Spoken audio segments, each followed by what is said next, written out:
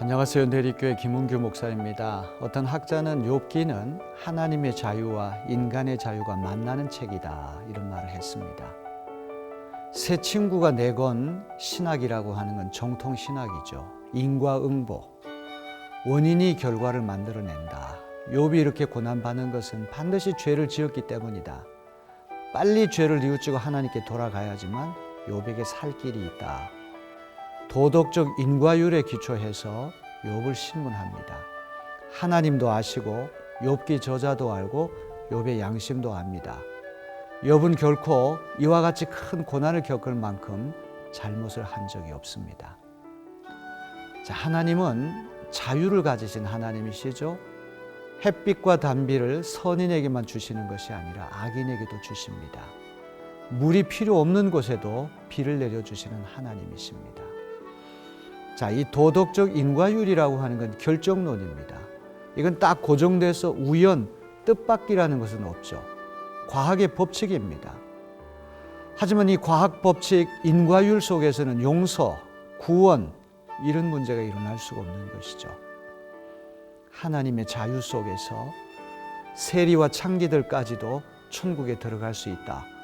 이거는 인과율, 결정론, 추수 법칙론, 이것 가지고는 설명이 안 되는 것입니다. 욥기가 왜 중요합니까? 그리스도 예수의 십자가 고난과 연결되고 복음과 연결되기 때문에 그런 것입니다. 이제 우리는 욥기 막바지에 와 있습니다. 그냥 욥기로만 읽을 것이 아니라 이 욥기가 어떻게 예수 그리스도의 복음과 만나게 되는가를 생각하면서 욥기를 묵상하면 좋겠습니다. 욥의 첫 번째 대답과 하나님의 두 번째 말씀. 욥기 40장 4절. 저는 비천한 사람입니다. 제가 무엇이라고 감히 주님께 대답할 수 있겠습니까? 다만 손으로 입을 막을 뿐입니다.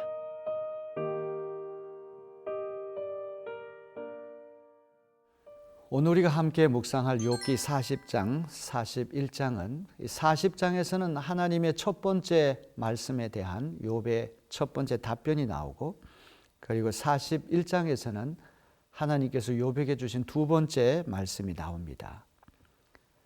자, 하나님의 이 첫 번째 말씀에는 우주 자연의 신비, 창조의 신비에 대해서 이제 말씀을 하고 계십니다.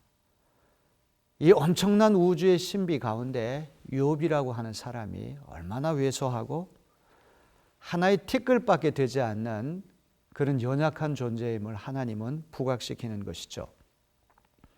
그동안 욥은 줄기차게 자기의 무죄와 결백을 주장해 왔습니다.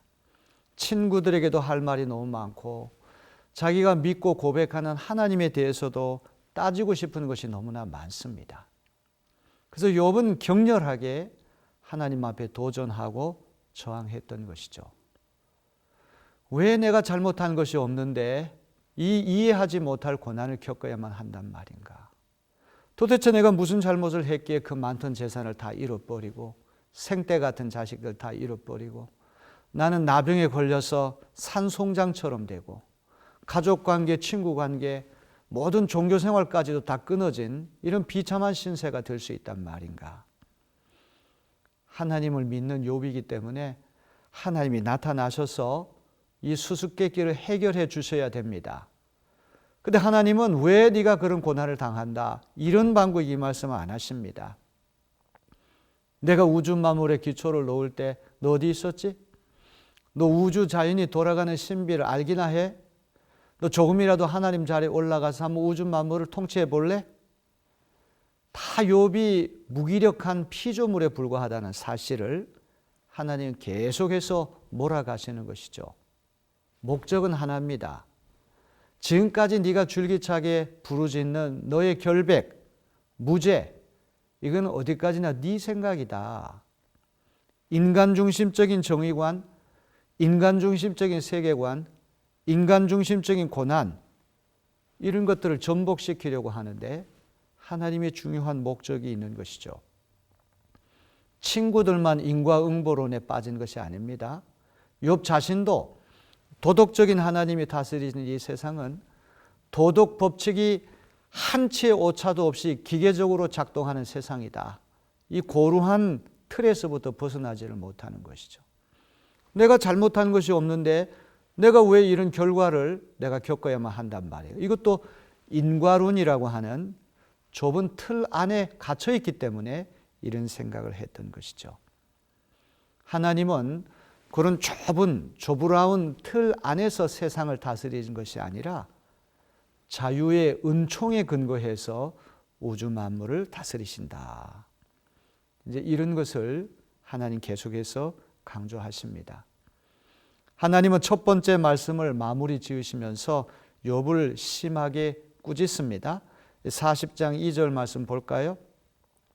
전능한 하나님과 다투는 욥아, 뇌가 나를 꾸짖을 셈이냐? 뇌가 나를 비난하냐?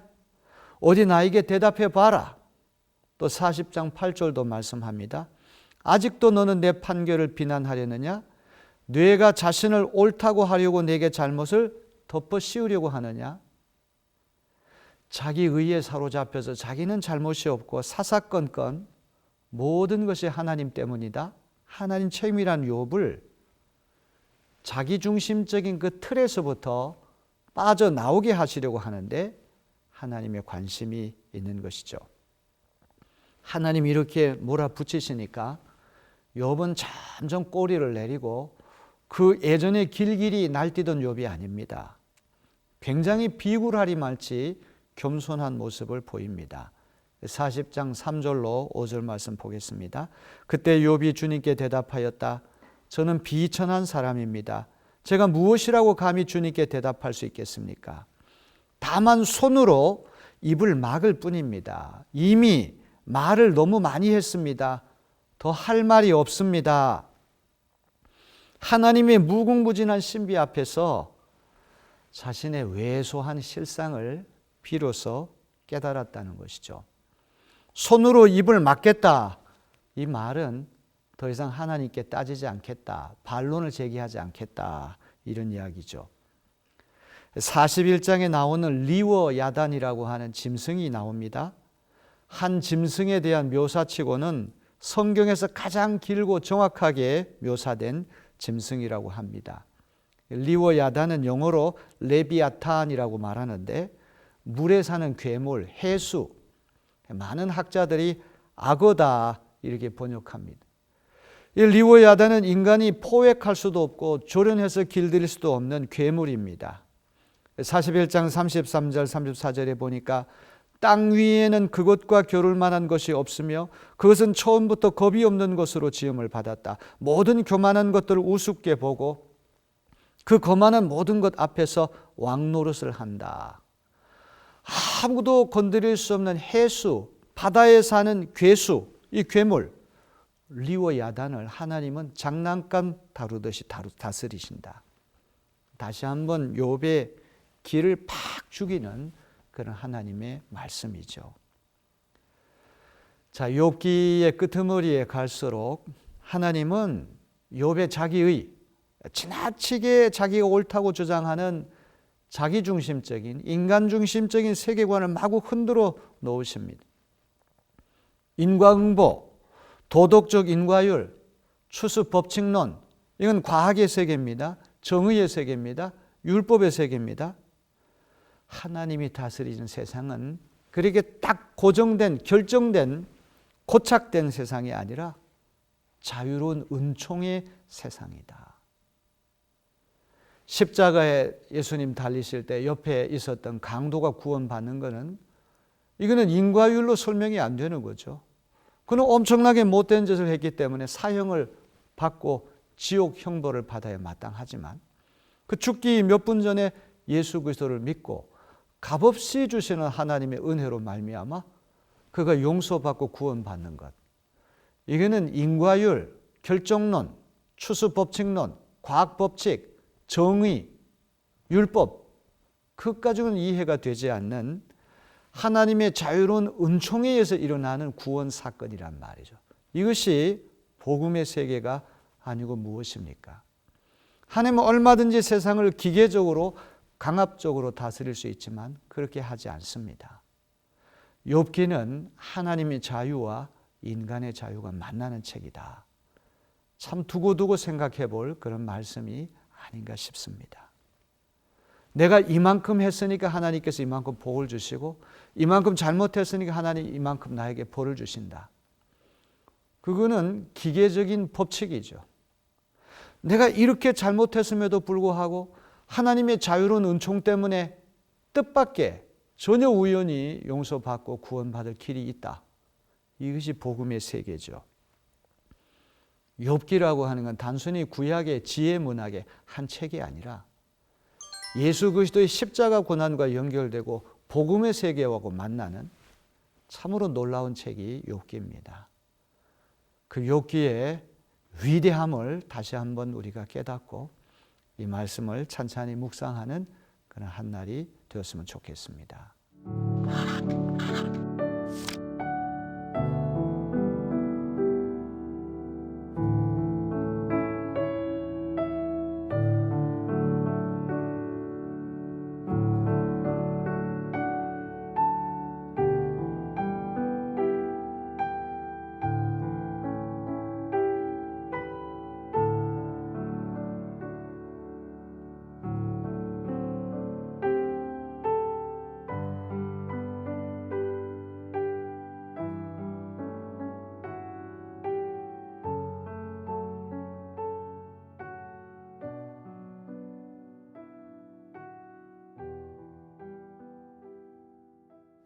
이제 오늘 말씀을 생각하면서 기도 올립니다.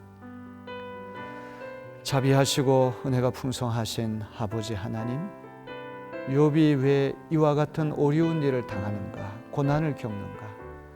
하나님이 마침내 나타나셔서 즉답을 주시지 않으면 해결될 수 없는 난제입니다. 수수께끼입니다. 신비입니다. 욥기가 세계 최고의 불우불멸의 명작인 것은 여기에 어떤 단정적인 답을 주는 것이 아니라 이것은 영원히 우리 주님이 오실 때까지 수수께끼와 같이 열린 문제일 뿐 그것은 해결될 수 없다고 하는 것을 알려주면서도 우리가 생각하는 것과 하나님 생각하는 것이 얼마나 다를 수 있다, 이것을 보여주는 책이 욥기인 줄로 믿습니다.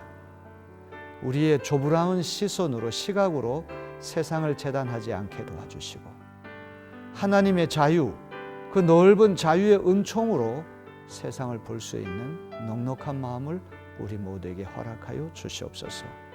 예수 그리스도의 이름으로 간절히 기도하옵나이다. 아멘.